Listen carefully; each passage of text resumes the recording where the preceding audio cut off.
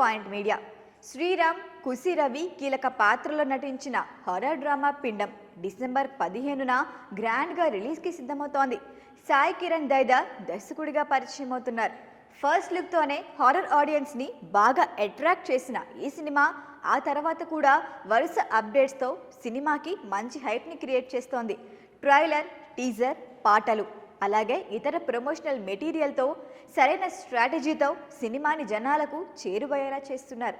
Censor board నుంచి పిండం సినిమాకు ఏ సర్టిఫికేట్ మంజూరు చేశారు.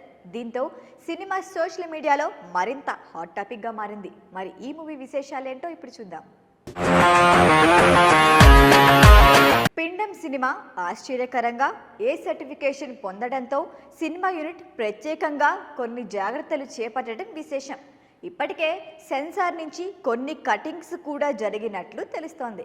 ఇక ఇందులో భయపెట్టే సన్నివేశాలు అలాగే మరికొన్ని ఊహించని సెన్సిటివ్ సీన్స్ బలంగా ఉండబోతున్నాయట. ఇక గర్భిణీ స్త్రీలకు ఈ సినిమా చూడటం అస్సలు మంచిది కాదని పేర్కొంటూ బృందం కఠినమైన విషయాన్ని తెలిపింది.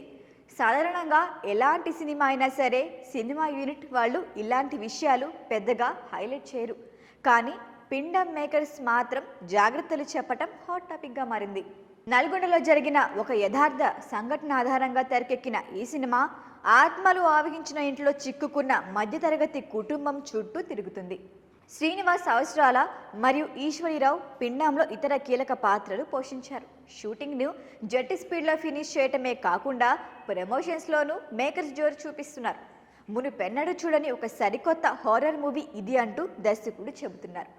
అలాగే ఈ మూవీ డిఫరెంట్ టైమ్స్లో 1930 మరియు 1919లు మరియు నేటి కాలానికి తగ్గట్లుగా ఉంటుందట. పిండం సినిమాకు కృష్ణ సౌరభ్ సంగీతం సమకూర్చగా సతీష్ మనోహరన్ కెమెరామెన్గా వర్క్ చేశారు.